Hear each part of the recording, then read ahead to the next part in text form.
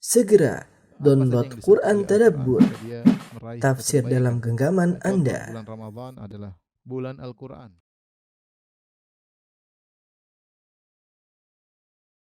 Bismillahirrahmanirrahim. Assalamualaikum warahmatullahi wabarakatuh.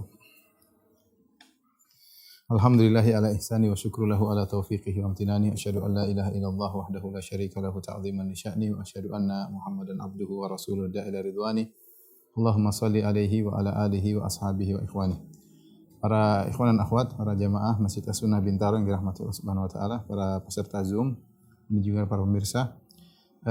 Kita lanjutkan bahasan kita dari kitab Al-Fiqhu Al-Manhaji ya, dalam mazhab Syafi'i ya, dan kita masuk pada bahasan berikutnya tentang macam-macam najasah, yaitu macam-macam najis ya.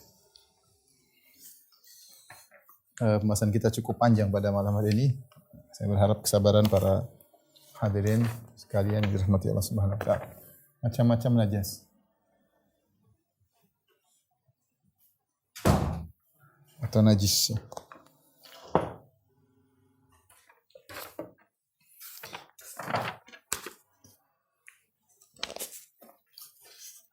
Kita bisa bagi menjadi 4 model. Yang pertama adalah najis al-mughalladhah, an-najasah al-mughalladhah, najis berat.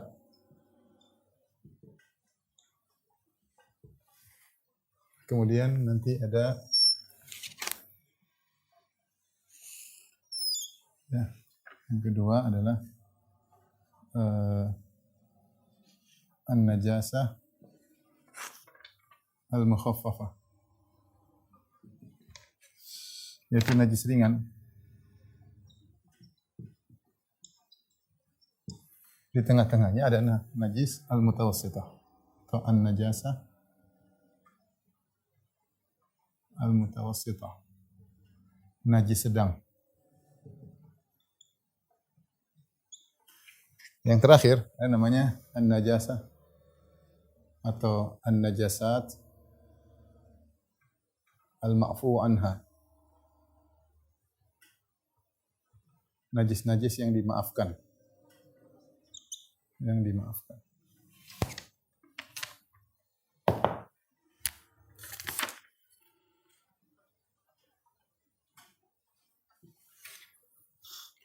Ini pembagian ini untuk sekaligus kita membahas tentang cara pembersihan ya. Jadi ada 4, saya ulangi, ada najis yang berat ya, ada najis yang sedang, ada najis yang ringan, dan ada najis yang dimaafkan. Adapun najis yang al-mughalladhah, najis yang berat, maka yang pertama adalah anjing ya, al-kalb, anjing.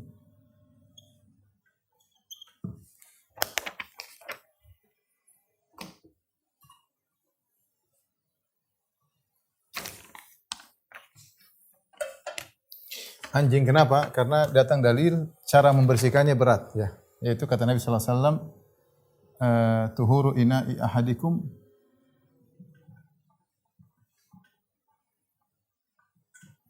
idza walagha fihi al-kalb an yaksilahu sab'an ulahunna bit-turab. Kata Nabi sallallahu alaihi wasallam,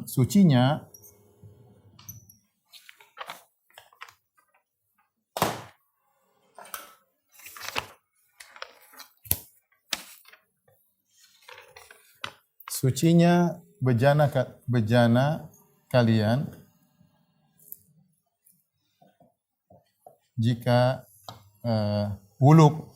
Al-wuluk itu maksudnya anjing masukkan lidahnya, kemudian dia gerak-gerakkan, dia minum. Ya bukan jilat, tapi dia masukkan lidahnya kemudian dia gerak. Artinya jika dijilat lah gampangannya. Dijilat anjing, maka dicuci 7 kali. Pertamanya dengan pasir, pertamanya dengan tanah. Ada beberapa riwayat, ada yang disebut ulahunna, yang pertama dengan tanah, dalam riwayat ihdahunna, salah satunya dengan tanah ya. Ada riwayat afiruhunna thaminata biturab, yang ke-8 dikasih tanah. Intinya 7 kali tambah tanah. Makanya disebut dengan najis berat. Kenapa najis berat? Karena cucinya 7 kali plus tanah, ya. Disebut berat. Najis berat karena pensuciannya berat. Harusnya dengan air saja sudah cukup, tapi ini harus tambah sampai 7 kali, bahkan tambah tanah. Nah, kemudian yang berikutnya yang juga berat adalah al-khinzir, yaitu babi. Babi tidak ada dalil khusus, tapi dikiaskan dengan anjing. Dikiaskan dengan anjing. Kias aulawi tentunya, ya. Kias aulawi. Maksudnya apa? Babi lebih parah daripada anjing. Lebih parah daripada anjing. Ya, bahkan Allah mengatakan dalam Al-Qur'an khusus tentang babi, "Qul ajidu fima uhiya ilayya muharraman 'ala ta'imin yata'amuhu illa yakuna maitatan aw daman masfuhan aw lahma khinzirin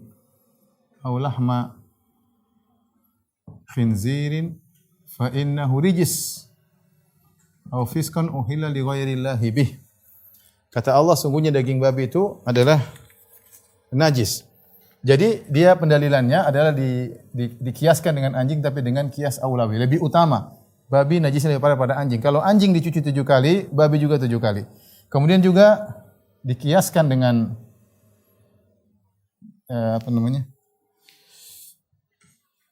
Ya, demikian juga atau lebih jika liur anjing dicuci 3 kali, yaitu 7 kali dengan tanah, apalagi kencing dan kotorannya. Kencing dan kotorannya. Sama, ini kias aulawi juga. Ini juga disebut dengan kias aulawi. Artinya lebih utama. Wong mulut saja yang bersih saja dicuci 7 kali, apalagi dengan kotoran dan kencingnya. Jadi najis mughalladhah cuma 2, anjing dan babi. Baik, selesai. Kita tinggalkan dulu najis al-mutawassithah. Kita loncat ke najis al-mukhaffafah, najasah al-mukhaffafah, najis yang ringan. Kenapa disebut ringan? Karena bersihnya mudah. Najasah al-mukhaffafah cuma satu, yaitu kencing anak laki-laki, baul sobi laki-laki, dengan syarat 2. Dengan syarat pertama, belum di bawah umur 2 tahun, belum mencapai usia 2 tahun hijriyah, ya, 2 tahun hijriyah. Lebih sehari aja nggak boleh. Yang kedua, tidak makan kecuali susu. Ya. Kecuali susu. Sebagaimana dalam hadis Ummu Qais binti Mihsan annaha atat bibnin laha saghirin lam ya'kulit ta'am. Ya. Dia mengatakan dia datang kepada Nabi sallallahu alaihi wasallam bawa putranya yang masih kecil, saghir, lam ya'kulit ta'am, ila Rasulullah sallallahu alaihi wasallam. Dia bawa kepada Nabi sallallahu alaihi wasallam untuk mencari keberkahan. Fabala ala thawbihi. Maka anaknya yang masih kecil tadi, ya, yang belum makan, tahu-tahu kencing kepada baju Nabi sallallahu alaihi wasallam. Fada'a, ya, bima'in fanadahahu wa lam yaksilhu. Maka Nabi Nabi minta didatangkan air, kemudian Nabi percikan air. Ya, dan Nabi tidak mencucinya. Maka inilah disebut dengan najasah al-mukhaffafah, najis ringan. Kenapa disebut ringan? Ya. Disebut ringan karena cara mensucikannya mudah, hanya dipercik Percik dan tidak dicuci. Tidak dicuci. Apa itu dicuci? Dicuci maksudnya ada sayalan, tidak dialirkan air. Dicuci maksudnya yaitu tidak harus dialirkan air. Tentunya dengan syarat bahwasanya percikannya tersebut merata ya. Misalnya dia kencing ukuran misalnya segini. Maka dipercikan sudah cukup. Dipercikan ya. Itu sudah menghilangkan najis karena ini mimbabi takhfif, keringanan. Tapi syaratnya dua, perhatikan. Itu bayi belum sampai umur 2 tahun. Kalau lebih sehari sudah enggak. Ini menurut mazhab Syafi'i. Kemudian yang diminum hanya susu. Tidak makan makanan, dia hanya kenyang dengan susu. Tapi kalau dia makan pisang, makan ini, itu ada khilaf. Tapi kalau kita bicara mazhab Syafi'i, pokoknya tidak boleh kecuali hanya susu. Ya, kecuali susu. Tapi bagaimana kalau dia minum susu sapi? Wallahu alam, kalau minum sapi masih diikutkan ya. Tapi kalau susu buatan zaman sekarang, susu kaleng yang kalau dia murni dari susu sapi yang dirubah, sama memang ada khilaf juga ya tentang masalah ini. Tapi zahirnya kalau susu kaleng tersebut sudah ditambahin ini, tambahin vitamin macam-macam ya, maka sudah tidak dikatakan susu murni lagi. Artinya dia kenyang dengan selain susu. Perhatikan ini hanya berlaku pada anak laki-laki, kencing anak laki-laki. Kalau anak perempuan tidak ya. Inilah namanya an-najasah al-mukhaffafah. Nah, di antara keduanya yang najasah al-mughalladhah, najis yang berat, dengan najis yang mukhaffafah ada namanya najis yang sedang. Najis yang sedang, yang ini cara membersihkannya adalah sedang karena cara membersihkannya juga sedang, yaitu yang penting bersih, yaitu yang penting dengan air yang penting bersih, ya.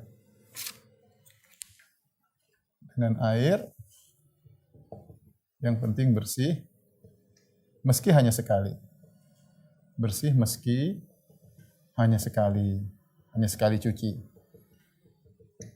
tidak harus 7 kali seperti najis berat, cuma pakai air, yang penting bersih meskipun hanya sekali dan tidak harus pakai tanah. Makanya disebut dengan an-najasah al-mutawassithah, yaitu najis yang tengah. Tapi najisnya apa saja ya? Najisnya apa saja? Kita sebutkan najis-najis tersebut. Ini mudah-mudahan waktunya cukup. Yang pertama adalah berdasarkan di Fiqhul Manhaji, dia sebutan pertama adalah al-khamr. Adalah al-khamr. Al-khamr. Yaitu apa? As-sawail al-muskirah. Ya. As-sawail al-muskirah. Yaitu cairan yang memabukkan.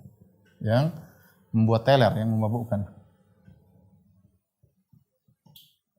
Ini menurut mazhab Syafi'i, bahkan ini 4 mazhab. Ya. Khamar ini menurut 4 mazhab adalah najis. Menurut 4 mazhab adalah najis.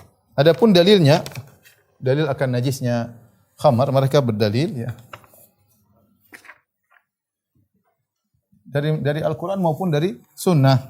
Dari Al-Quran misalnya, firman Allah Subhanahu Wa Taala, ya. Innamal khamru ya ayyuhalladzina amanu innamal khamru wal maisir wal ansabu wal azlamu rijsun min amali syaitan fajtanibuhu la'allakum tuflihun, dan seterusnya ya. Kata Allah, sungguhnya khamar, perjudian dan berhala-berhala dan alat untuk mengundi nasib, rijis. Rijis itu maksudnya adalah najis. Itu semua adalah najis, maka khamar adalah najis. Kemudian ayat yang lain mereka berdalil wasaqahum rabbuhum syaraban tahura.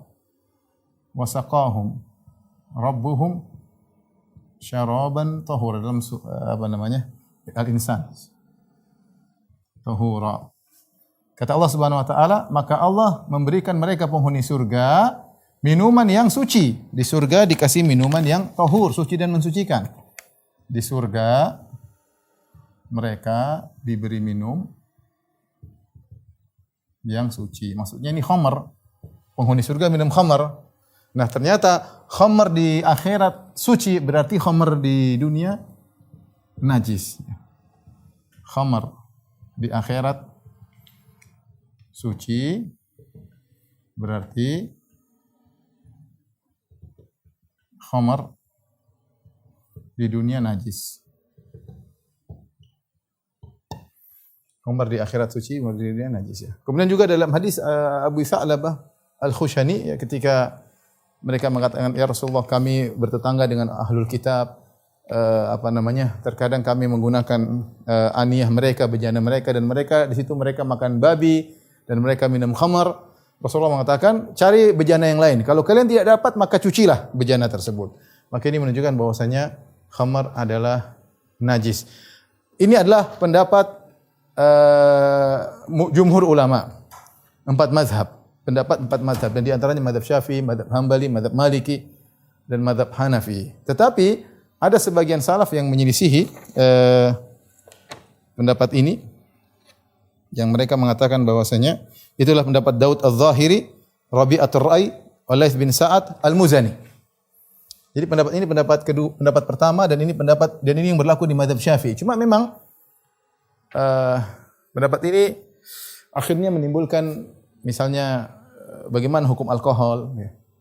Yang di situ ada alkoholnya, karena khamar itu ada alkohol, apakah najis atau tidak. Jadi perbincangan. Tapi kita bahas dulu secara madhab ya. Madhab bahwasanya khamar semuanya yang cairan memabukkan maka itu adalah najis. Apakah khamar dari dari anggur, dari gandum, dari manapun. Selama itu cairan, maka dia najis. Adapun kalau ada yang memabukkan tapi dia tidak cair, misalnya obat yang diminum bikin mabuk, maka ini tidak najis. Karena yang najis adalah yang cairan. Pendapat ini zaman sekarang agak muskilah, misalnya masalah alkohol. Misalnya juga parfum ada alkoholnya, itu najis atau tidak? Karena kalau diminum parfum itu bikin orang mabuk, karena ada mengandung alkohol misalnya 40%, 30% ya. Kalau diminum bisa mabuk, semprotkan di baju bagaimana misalnya. Tapi inilah pendapat mazhab Syafi'iyah dan jumhur ulama. Taib.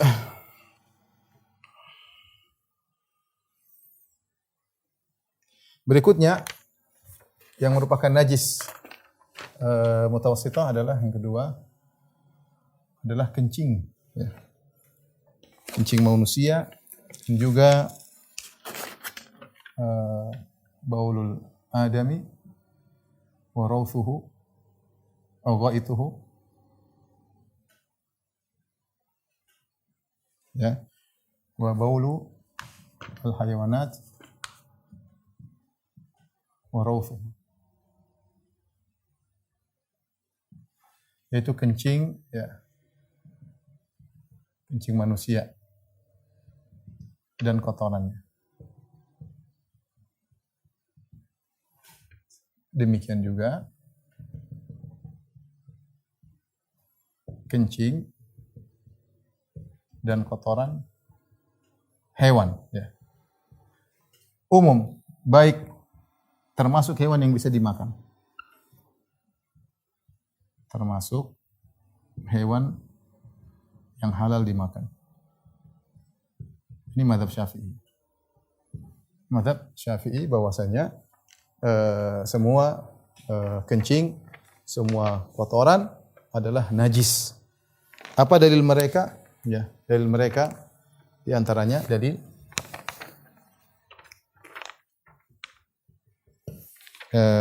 pertama keumuman lafal dari hadis Ibnu Abbas. Hadis Ibnu Abbas ya. Pertama adalah hadis Al-A'rabi, hadis Anas bin Malik. Yang dia datang, yang kencing di masjid. Yang kencing di masjid. Kata Nabi SAW, kata Anas bin Malik, Ja'a Arabiyun fabala fi ta'ifatil masjid. Datang seorang Arab Badui, kemudian dia kencing di pojok masjid. Fazajarahun nas. Orang-orang pun teriak, berhenti. Nabi SAW mengatakan, biarin dia. Ya. Setelah dia selesai kencing, Rasulullah memerintahkan untuk mendatangkan zanubin min ma, satu ember air, fa uhriqa alaih, kemudian ditumpahkan. Menunjukkan kencing manusia hukumnya najis. Kemudian hadis Yang masyhur hadis Ibnu Abbas ya, hadis azab kubur, hadis Ibnu Abbas.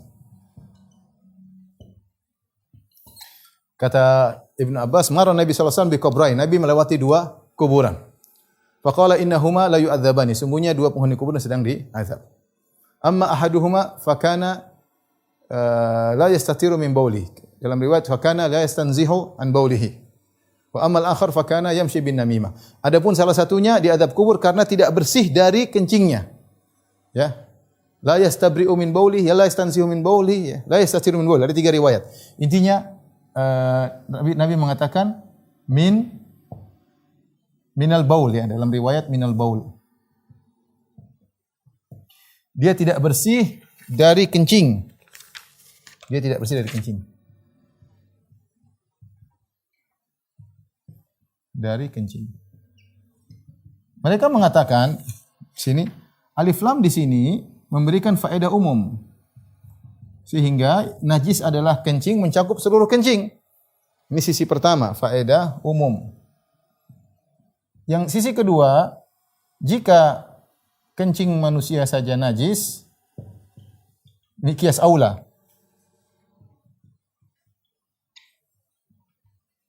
Apalagi hewan. Ini pendalilan mereka ya. Allah mengatakan tentang manusia, walaqad karramna bani Adam wa hamalnahum fil barri wal bahr wa razaqnahum min as-surur dalam surat Al-Isra. Sungguh kami telah muliakan anak-anak Adam. Allah saja sudah muliakan anak Adam, ternyata kencingnya najis. Nah, kalau manusia kencingnya najis, apalagi kencing hewan. Ya, tentu ini juga masalah khilaf. Masalah ini terutama tentang kencing hewan yang halal dimakan. Ya. Saya ingin membahas dulu tentang mazhab Syafi'i. Yang penting kita paham sisi pendalilannya. Nanti mungkin kita munakosnya terakhir ya. Mungkin kita diskusi. Tapi ini kita harus paham bahwasanya mereka juga punya dalil. Jadi jangan kita menyangka bahwasanya orang bermazhab itu enggak ada dalil. Masing-masing punya dalil. Terserah kita setuju atau tidak urusan belakangan. Yang penting kita paham mazhab ini, dalilnya ini. Mereka berdalil dengan dalil ini. Intinya mereka berdalil bahwasanya kalau kencing manusia saja najis, apalagi kencing yang lainnya. Kemudian mereka berdalil dengan keumuman. Alif lam di sini memberikan faedah keumuman alif lam ya, sehingga mencakup kencing manusia dan seluruh kencing, baik hewan yang bisa dimakan maupun hewan yang tidak bisa dimakan. Oleh karenanya menurut mereka kencing kambing najis, kencing onta najis ya. Kencing ayam najis ya. Kencing ikan najis kalau ikan punya kencing ya. Semuanya, pokoknya yang bisa semua hewan kencingnya najis. Demikian juga semua kotoran hewan adalah najis. Taib, kemudian diikutkan dengan kencing. Yulhaq bil baul. Disamakan, diikutkan hukumnya. Diikutkan hukumnya dengan kencing. Apa saja? Di antaranya adalah al-madhi, al-wadi, ya.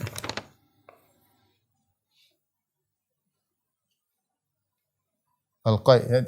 Dengan kencing dan apa namanya? Kencing dan kotoran. Ya. Ada beberapa. Yang pertama adalah al-madhi. Madhi.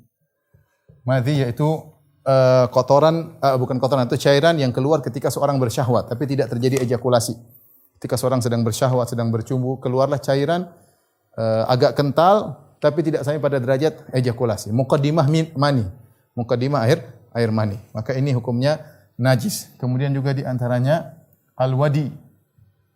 Al-wadi itu air yang keluar, ya agak-agak kental, yang keluar sebelum atau setelah kencing, sebelum atau setelah kencing. Ada yang mengatakan karena perubahan cuaca, ada yang mengatakan karena angkat barang-barang berat. Intinya ini juga al-wadi, ya, hukumnya sama dengan air kencing. Kemudian contohnya adalah qai, muntah. Muntah ini diikutkan dengan diikutkan dengan di lambung, karena kalau kotoran di lambung keluar menjadi ghaid, menjadi kotoran. Entah dia keluar lewat bawah, entah dia keluar atas, maka itu najis. Kalau seorang muntah, maka menurut mazhab Syafi'i muntah itu adalah najis karena dia keluar dari lambung. Lain halnya dengan yang keluar dari dada, ya. Misalnya ada di sini keluar dahak, itu enggak najis karena bukan dari lambung. Karena kalau makanan sudah sampai ke lambung akan diproses kemudian menjadi kotoran. Nah, kalau keluar lewat bawah lewat kencing atau lewat kotoran maka najis, maka demikian juga muntah. Tapi ini juga masalah khilafiyah tentunya. Saya ingin menjelaskan tentang mazhab Syafi'i terlebih dahulu. Inilah mereka hukumnya najis. Baik, kalau air liur gimana? Air di luar sini. Air liur kalau cuma keluar dari sini tentu tidak najis. Tapi kalau air keluar liur ternyata baunya berasal dari lambung, maka mereka bilang najis. Karena semua yang keluar dari lambung najis, dihukumi najis karena sumber pembuatan kotoran berasal dari lambung. Kencing, kotoran semua dari lambung. Beda kalau air keluar dari sini ya tidak jadi masalah. Tapi kalau keluar ternyata dari lambung, oleh proses kemudian keluar, maka hukumnya najis ya. Taib, lain halnya dengan mani. Menurut mazhab Syafi'i, mani tidak najis. Ini semua adalah fadalat. Ini semua tiga perkara adalah al-fadalat. Fadalat itu kotoran. Adapun mani tidak, mani saripati. Adapun air mani maka suci. Dalilnya dalam ayat walaqad karramna bani Adam, kami telah memuliakan anak Adam. Bagaimana kami ciptakan anak Adam dari sesuatu yang najis? Air mani sumber penciptaan anak Adam. Berarti anak Adam suci, air maninya juga asal penciptaan juga suci. Jadi air mani tidak najis. Demikian juga dalam hadis Aisyah radhiyallahu taala anha, pernah kuntu afruku mani Rasulullah SAW farkan. Aku pernah menggaruk mani Nabi. Jadi Nabi SAW pernah pakai bajunya bekas berhubungan, ternyata masih ada air mani. Bukatul mani masih ada mani, kemudian Nabi Aisyah hanya menggaruk, membersihkan mani tersebut, masih nempel. Ya, kalau seandainya itu najis harusnya dicuci.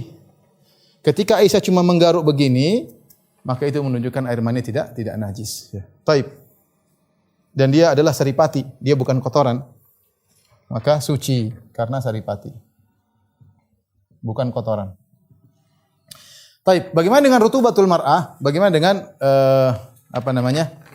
air yang keluar dari kemaluan wanita ya. Wallahu alam bisawab, kalau bukan hukumnya makanya dia tidak bukan air kencing, bukan darah, maka dia cuma cairan dari kemaluan, maka hukumnya suci. Dalilnya apa? Dalilnya sama dengan dalilnya air mani.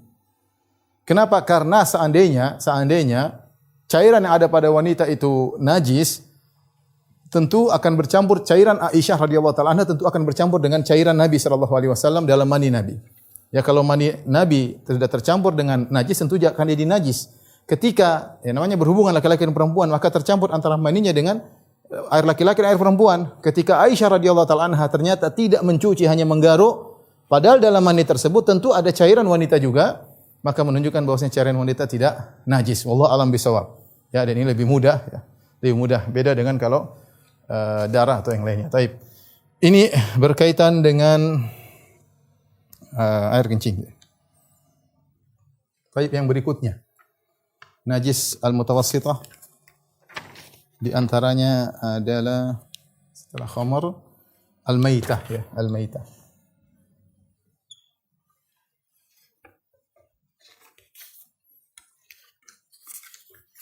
Al-maitah maksudnya bangkai. Bangkai. Apa itu bangkai? Bangkai adalah kullu haywan dzubiha ala ghairi dzakatin syar'iyyah. Semua hewan yang disembelih tidak syar'i. Semua hewan yang disembelih dengan cara yang tidak syar'i. Contohnya bagaimana? Contohnya tidak disembelih, ditombak misalnya. Ini tidak syar'i. Dia matinya tidak syar'i. Matinya tidak syar'i ya. Contohnya dia jatuh dari gunung kemudian mati. Darahnya tidak disembelih, tidak mengalir. Kecuali kalau kita masih dapat dia masih hidup setengah mati, kita sembelih, sah. Kambing tahu-tahu jatuh, kambing tahu-tahu masuk dalam sumur, mati. Masuk dalam kolam, tidak bisa berenang, mati. Ini namanya mati tidak disembelih. Atau yang menyembelih misalnya tidak mengucapkan bismillah. Dia langsung sembelih, tidak bilang bismillah sengaja. Atau dia menyembelih atas nama selain Allah. Wa ma uhilla bi ghairillahi bih. Dia sebutkan demi berhala ini, demi dewa ini dia sembelih. Maka itu semua bangkai. Yang tidak syar'i pokoknya semua bangkai. Atau misalnya yang menyembelih adalah ghairu kitabi. Bukan ahlul kitab. Yang menyembelih ternyata penyembah berhala. Agama-agama penyembah berhala. Maka semuanya adalah bangkai dan dia hukumnya najis. Ya. Tadi ayat yang kita dalam surat Al-An'am, apa namanya? Illa ayyakuna maitatan aw dama masfuhan aw lahma khinzirin fa innahu rijis. Kecuali bangkai. Bangkai juga najis. Demikian juga hurrimat alaikumul maitah, diharamkan bagi kalian adalah bangkai. Ini ijma ulama bahwasanya bangkai adalah najis ya. Kemudian ada yang dikecualikan. Dikecualikan.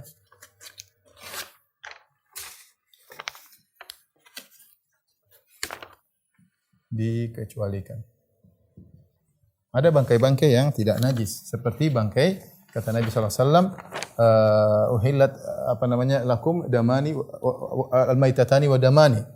Amal maitatani fasamak wal jarat, yaitu bangkai al-jarat, belalang. Halal belalang boleh dimakan, bangkainya pun enggak jadi masalah. Kemudian bangkai ikan. Ingat ya, ikan yang dimaksud adalah ikan yang tidak bisa hidup kecuali cuma di air. Artinya kalau dia keluar di daratan sebentar dia mati, dia enggak kuat. Itu disebut dengan ikan. Semua dalam hadis kata Nabi sallallahu alaihi wasallam, tahuru ma'u al-hillu maitatuhu. Tentang laut kata Nabi sallallahu alaihi wasallam, airnya suci dan mensucikan, bangkainya adalah halal. Maksudnya semua hewan yang tidak bisa hidup kecuali dalam laut atau dalam sungai. Kalau dia keluar dia mati. Jadi keluar lama-lama dia mati. Adapun dia keluar lama-lama tidak jadi masalah. Jalan-jalan ke laut, jalan-jalan ke darat, ini bukan namanya bukan ikan. Adapun semua yang tidak bisa hidup kecuali dalam laut, apapun bentuknya, mau ular naga kek, mau bentuk apa kek, mau sangar kek, mau apa, selama dia tidak bisa hidup kecuali dalam air, maka bangkainya adalah halal. Ya. Bangkainya adalah halal. Bangkai ikan. Ya. Maka tidak termasuk dalam pembicaraan kita buaya enggak, kura-kura enggak, ya. Kodok enggak, ya ini keluar dari ikan. Ikan yang maksudnya yang tidak bisa hidup kecuali cuma di air. Ini kita bicara tentang mazhab ya. Taib. Kemudian di antara termasuk bangkai, perhatikan.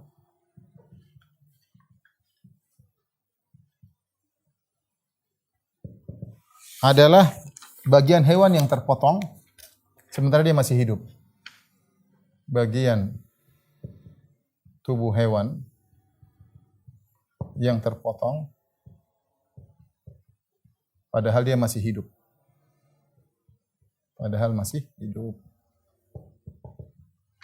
Datang dalam hadis kata Nabi sallallahu alaihi wasallam, "Ma quti'a min bahimatin wa hiya hayyatun fa huwa mayyitah." Ma quti'a apa yang terpotong dari hewan, misalnya ada rusa, kemudian seorang melemparkan parang kemudian kena jarinya lepas nih atau kakinya lepas. Kakinya ini jadi bangkai. Kenapa dia dipotong ketika dia masih hidup? Ma quti'a min bahimatin wa hiya hayyatun fa huwa mayyitah. Apapun yang terputus dari tubuh seekor hewan yang asalnya dia halal dimakan, tetapi ketika dia masih terpotong, maka itu dihukum menjadi bangkai. Ya. Sehingga menjadi najis. Beda kalau rusa tersebut sudah kita sembelih. Kalau sembelih kita potong-potong enggak ada masalah. Ini dia masih hidup. Kemudian kita potong kakinya, potong tangannya. Ini tidak boleh dimakan karena hukumnya adalah bangkai. Dalam hadis Nabi sallallahu alaihi wasallam. Kemudian dikecualikan kecuali apa yang terpotong rambut, ya. Rambut hewan, kemudian atau bulunya, kemudian diantaranya susunya, yaitu susu dari hewan yang halal dimakan.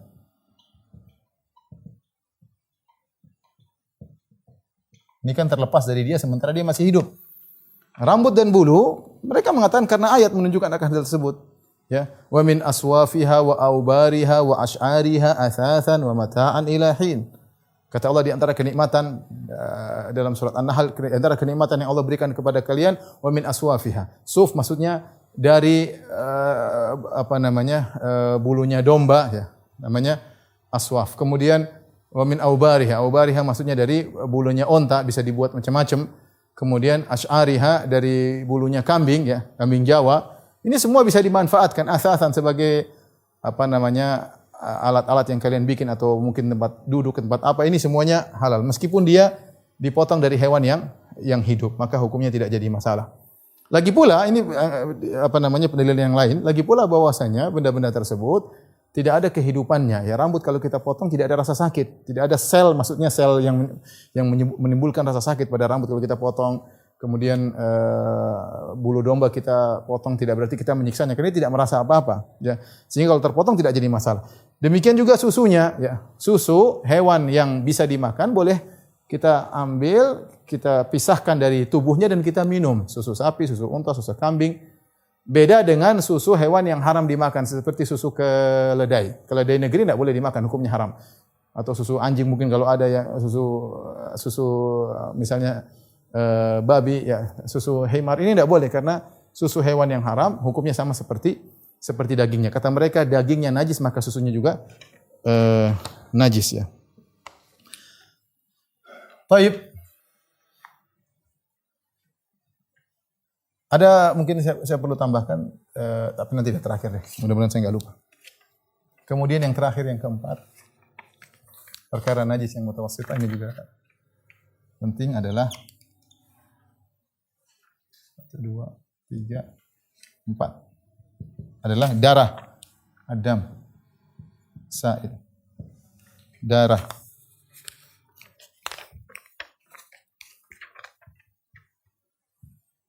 Darah, ya. Kata Allah audama masfuhan, atau darah yang mengalir, ya. Ini juga diharamkan dan hukumnya adalah najis, ya. Dan ini kesepakatan para ulama. Darah bisa kita bagi, ya.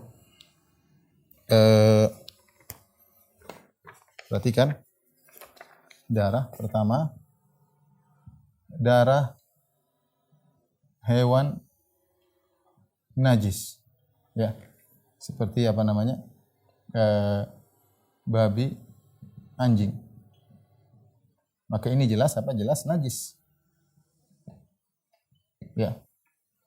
Kemudian darah ini najis, ya.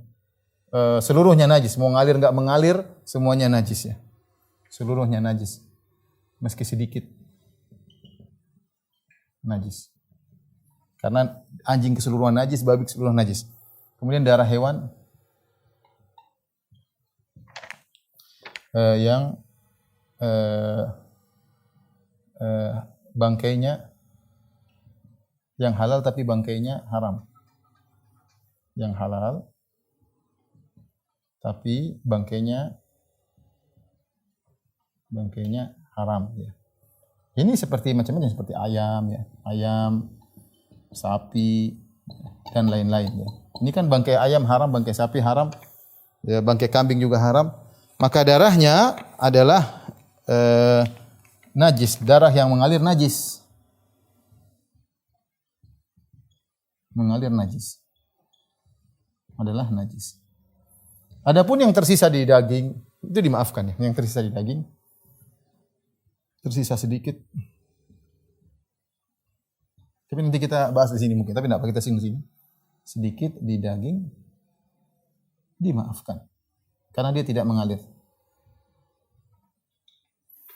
Taib yang ketiga adalah darah hewan yang bangkainya halal. Bangkainya halal seperti apa? Seperti ikan. Ikan terus apa? Enggak tahu kalau belalang ada darahnya, enggak, mungkin enggak ada, ya. Contohnya adalah ikan. Nah, ini darahnya menurut mazhab Syafi'i khilaf di antara para ulama Syafi'iyah tentang darah ikan. Ada wajhan. Ini khilaf di antara kalangan ulama Syafi'iyah. Syirazi menyebutkan bahwasanya ada dua wajah. Wajah pertama darah ikan suci, dan al-asah pendapat yang lebih kuat dalam mazhab Syafi'i darah ikan juga najis. Ya. Suci, najis. Yang muktamad yang mana yang ini? Ini yang muktamad. Jadi saya bilang dalam mazhab Syafi'i juga terkadang ada khilaf. Jadi contohnya seperti khamar. Ya. Khamar ternyata Syirazi Al-Muzani mengatakan suci, ya. Sementara Imam Syafi'i mengatakan najis. Taib, inilah kira-kira mazhab Syafi'i. Kemudian yang jadi masalah darah manusia, ya, darah manusia. Darah manusia. Darah manusia kita bisa mungkin bagi 3 ya, atau kita bagi 2 ya. Yang pertama, darah haid dan nifas. Ini jelas najis. Kemudian darah yang sedikit.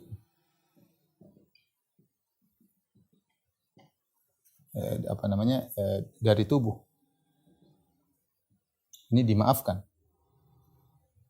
Tentunya para ulama khilaf tentang ukuran sedikitnya seberapa. Ya, ada yang mengatakan seukuran dirham, bukan beratnya tapi luasnya sekeping dirham, kira-kira segini. Ada yang mengatakan seluas telapak tangan. Ya, intinya ada khilaf tentang, tetapi dimaafkan. Yang jadi masalah yang ini adalah darah dari tubuh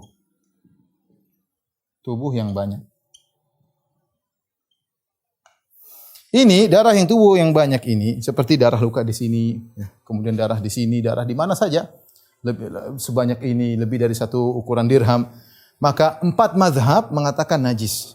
Ini adalah najis.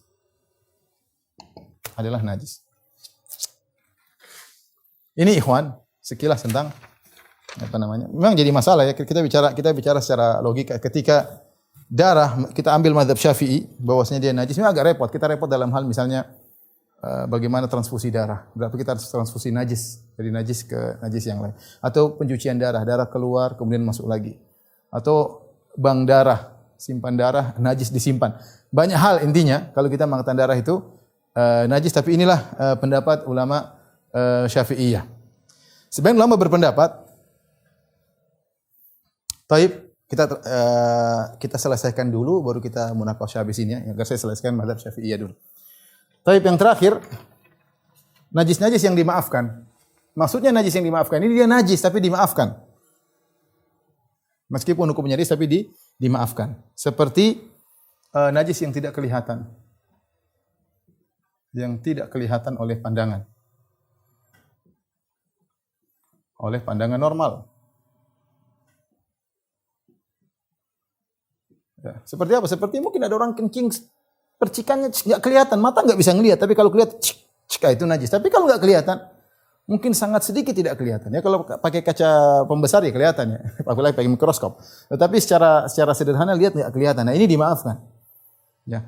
Contoh sederhananya seperti apa? Seperti lalat. Lalat kan dia pasti nempel di najis, kemudian nempel di badan kita, nempel badan kita, nempel baju kita. Ya kena najis lah. Atau dia, tapi dimaafkan. Kita nggak pernah lihat kotoran di bawah lalat, nggak kelihatan secara. Kalau pakai mikroskop kan kelihatan ada najis, tapi itu dimaafkan. Meskipun najis tapi dimaafkan karena saking sedikitnya. Kemudian tadi darah yang sedikit. Darah yang sedikit. Saya ingin menyampaikan ini agar ingin menjelaskan bahwasanya meskipun ada perbedaan pendapat, tapi nanti kalau kita bandingkan, kita comparekan, ternyata khilafnya tidak banyak ya. Contohnya seperti darah luka yang banyak. Darah luka yang banyak keluar terus selama masih di badannya ya. Selama di badannya. Yaitu tidak, kalau sudah jatuh ke tanah semua itu jadi najis ya. Ini kemudian juga misalnya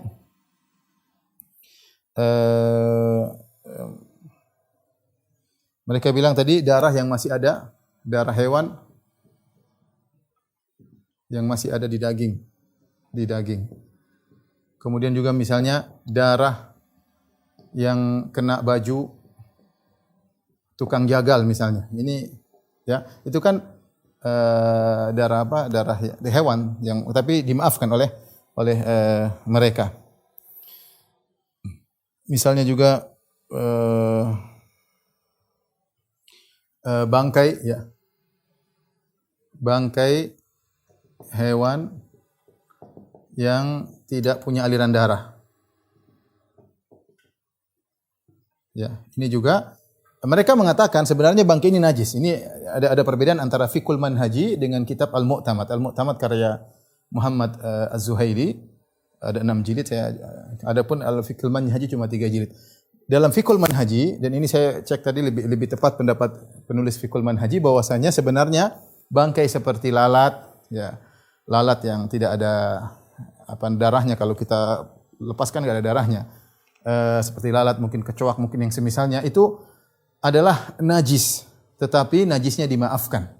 Najisnya dimaafkan. Sampai di sebagian dalam buku Syafi'i mengatakan seandainya lalatnya banyak sehingga merubah sesuatu maka jadi najis. Kenapa dimaafkan? Karena dalam hadis kata Nabi sallallahu alaihi wasallam, "Idza waqa'a dzubabu fi ina'i ahadikum falyakmizhu." Kata Nabi, jika kalian sedang minum tahu-tahu ada lalat nempel, maka tenggelamkan lalat tersebut. Tsumma liyanzi'hu, kemudian cabut lalat tersebut. Kenapa disuruh tenggelamkan? Fa inna fi ihda janahaihi shifaan wa fi al-ukhra da'an, karena di salah satu kakinya ada obat, salah satu kakinya adalah penyakit. Ketika taruhlah kita minum kopi lagi panas, kemudian ada lalat nempel, kita tenggelamin. Lalatnya tewas enggak? Tewas.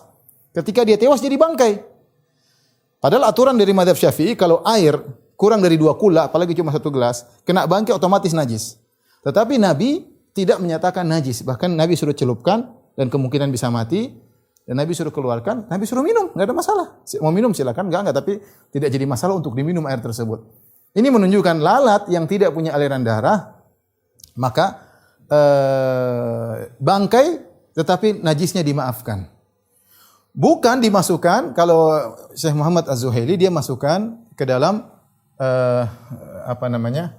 bangkai yang dikecualikan. Bangkai belalang, bangkai ikan, sama bangkai yang tidak ada aliran darahnya. Seakan-akan itu tidak, bangkai belalang tidak najis. Kenapa tidak najis? Karena belalang halal dimakan. Bangkainya halal dimakan, ya, tidak jadi masalah, maka tidak najis. Maka karena dia boleh dimakan, maka tidak najis. Kemudian ikan juga sama, bangkainya tidak najis. Tapi kalau lalat hukumnya beda. Maka yang benar adalah penulis Fiqhul Manhaji, dia memasukkan bangkai semacam lalat dan yang lainnya pada najis yang dimaafkan. Bukan kalau ini dalam kitab Al-Mu'tamad dijadikan tidak najis, disamakan dengan belalang dan ikan. Yang benar najis tapi dimaafkan. Taib, ini berkaitan dengan fikih mazhab Syafi'i. Setelah ini kita diskusi sedikit, tolong di foto kemudian baru kita diskusi. Taib. Ada beberapa hal yang kita sebagai tambahan wawasan, kita sudah mengerti mazhab Syafi'i. Sekarang ada hal yang mungkin sebagian saya tidak sebutkan semuanya, yang perselisihannya kuat. Contohnya ikhwan, masalah khamr, najis atau tidak. Saya katakan bahwasanya 4 mazhab mengatakan najis, tapi sebagian ulama tidak mengatakan najis, seperti Daud Az-Zahiri, kemudian bahkan Rabi'atul Ra'i, kemudian antaranya Al-Muzani. Al-Muzani murid Imam Syafi'i rahimahullahu taala. Pendalilan mereka jelas, tapi dikritiki ya. Perhatikan seperti ayat ini, sungguhnya khamar, perjudian, ansab, patung-patung, berhala-berhala adalah najis. Kata ulama yang mengatakan tidak najis, kata mereka, yang dimaksud dengan najis ini adalah najis maknawi, bukan najis hissi, bukan najis bendanya. Kenapa? Karena Allah menggandengkan judi, bir dengan judi dengan patung. Kita tahu patung tidak najis. Kita tahu judi, kartu gaple atau kartu remi tidak najis. Yang najis adalah permainannya. Maka khamar juga tidak najis, tapi minum khamarnya yang najis. Sama al-azlam, berhala juga tidak najis, tapi nyembah berhala itu yang najis secara akidah. Azlam ya cuma dari anak panah kemudian dijadikan alat pengundi nasib, itu najis. Jadi yang benar ayat ini wallahu alam lebih condong pada najis maknawi bukan najis hissi. Ini dalil pertama yang menunjukkan bahwasanya khamar tidak najis. Dia haram diminum tapi tidak najis. Kemudian yang kedua, Rasulullah SAW ketika mengharamkan khamar, Rasulullah SAW menyuruh untuk ditumpahkan. Sehingga khamar ditumpahkan di jalan-jalan. Kalau seandainya itu najis, tidak mungkin Rasulullah SAW menyuruh najis dibuang di jalan-jalan kota Madinah. Ketika khamar ditumpahkan di jalan-jalan kota Madinah, menunjukkan bahwasanya khamar tidak najis. Maka saya lebih condong, ya, meskipun ini menyelisih jumhur ulama, tapi saya lebih condong pada pendapat segelintir ulama, di antaranya Al-Muzani yang mengatakan bahwasanya khamar tidak najis. Berikutnya berkaitan dengan kencing hewan yang halal dimakan. Kalau kencing hewan yang tidak dimakan najis, tapi hewan yang halal dimakan. Contohnya kencing kambing, kencing onta, najis atau tidak? Mazhab Syafi'i mengatakan hukumnya adalah najis. Dalil mereka dengan ini. Pertama al-baul, al di sini adalah alif lam memberikan faedah keumuman, ya, lil jins. Dia tidak bersihkan diri dari segala jenis kencing. Tapi pendalilan kurang kuat. Karena kalau kita masukkan alif lam mim dalam jenis, kita artikan maka orang tersebut diazab kubur karena tidak bersih dari semua najis. Padahal yang dimaksud adalah najisnya sendiri, dari kencingnya sendiri, bukan dari semua kencing. Ya. Bukan dari semua kencing, dari kencing sendiri. Makanya dalam sebagian riwayat min baulihi, ada idhafah min baulihi, dia tidak bersih dari kencingnya. Sehingga lafal al-baul ini ditafsirkan dengan lafal yang lain min baulihi, dan ini tidak bisa memberikan faedah keumuman. Adapun jika kencing manusia najis maka hewan lebih utama, ini kias ya. Tapi bertentangan dengan dalil-dalil yang lebih sharih. Contohnya seperti Nabi menyuruh untuk berobat dengan minum air kencing onta. Repot, air kencing onta disuruh untuk minum berobat. Masa najis disuruh minum. Tetapi nanti mazhab Syafi'iyah mengatakan itu darurat, itu pengobatan, tidak jadi masalah. Pengobatan dengan perkara yang haram ya. Jadi mereka punya jalan keluar, solusi ya. Seperti juga yang jadi masalah seperti Nabi SAW tawaf dengan naik onta. Namanya naik onta, tawaf. Bahkan bukan cuma Nabi, Ummu Salamah tawaf di Masjidil Haram pakai onta, naik onta. Namanya onta, kemungkinan dia kencing, kemungkinan dia buang air, sangat mungkin. Dan sulit mengatakan bahwasanya hewan tersebut sengaja dibawa dalam masjid, sementara kemungkinan dia bisa membuang najis dalam masjid. Sementara Nabi santai aja, putar, tawaf, Ummu Salamah juga. Kemudian juga Nabi mengatakan, sallu fi marabidil ghanam. Salatlah di kandang kambing. Ya, kandang kambing jelas ada kotoran-kotorannya ya. Ada kotoran-kotorannya, ada kencingnya, tapi Nabi membolehkan. Tapi mazhab Syafi'i mengatakan itu semua dimaafkan. Ya, jadi kalau kita kembalikan, meskipun mereka mengatakan kencing hewan yang bisa dimakan najis, tapi mereka mengatakan boleh berobat dengannya karena begini, kalau kotoran yang sedikit dimaafkan dan macam-macamnya, sehingga khilaf pun semakin sempit. Tapi saya lebih condong bahwasanya air kencing hewan yang bisa dimakan tidak najis. Karena tadi dalil-dalil yang saya sebutkan, Nabi suruh berobat dengan air kencing onta, kemudian juga Nabi tawaf dengan onta, Ummu Salamah tawaf dengan onta, Nabi suruh salat di kandang kambing. Bahkan ketika yang bertanya, "Ya Rasulullah, apa kita salat fi ma'atinil ibil? Kita salat di kandang onta, di kandang kambing?" Iya, kata Rasulullah, salat di kandang kambing. Mana kandang kambing pasti ada kotorannya. Bagaimana dengan kandang onta? Rasulullah tidak mengatakan jangan karena najis, tidak. Tapi Nabi mengatakan syaitan. Bisa jadi kalau lagi salat mungkin dia ganggu, bisa tendang-tendang dan macamnya. Seandainya karena najis, Nabi pasti akan mengatakan jangan karena itu najis. Ya. Tapi ini dalil bahwasanya itu semua tidak najis. Jadi intinya pendapat dan ini pendapat Malikiyah ya, yang mengatakan bahwasanya dan juga dari sebagian Hanabilah bahwasanya kencing hewan yang bisa dimakan tidak najis. Meskipun kotor tapi tidak najis. Baik. Adapun terakhir kita akan bahas tentang darah ya. Darah saya katakan tadi jumhur ulama mengatakan najis, tapi mereka memberikan beberapa pengecualian seperti darah sedikit, darah luka. Oleh karenanya mereka bahas tentang darah mujahidin, mereka khilaf. Meskipun mereka mengatakan darah adalah najis, tapi darah orang berjihad bagaimana? Ya, intinya ada yang mengatakan itu tidak najis karena pengecualian. Sebagian ulama berpendapat bahwasanya darah tidak najis. Darah tidak najis karena pertama, audama masfuhan, dan masfuhan berkaitan dengan yang dimakan. Darah yang mengalir, yang najis itu yang dimakan. Kemudian maitah.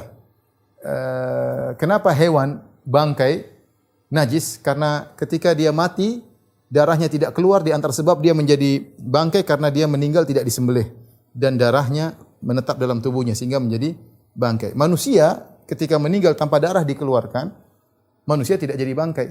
Bangkainya bangkai manusia suci, tidak najis. Bangkai manusia tidak najis, padahal darahnya dalam tubuhnya. Ya.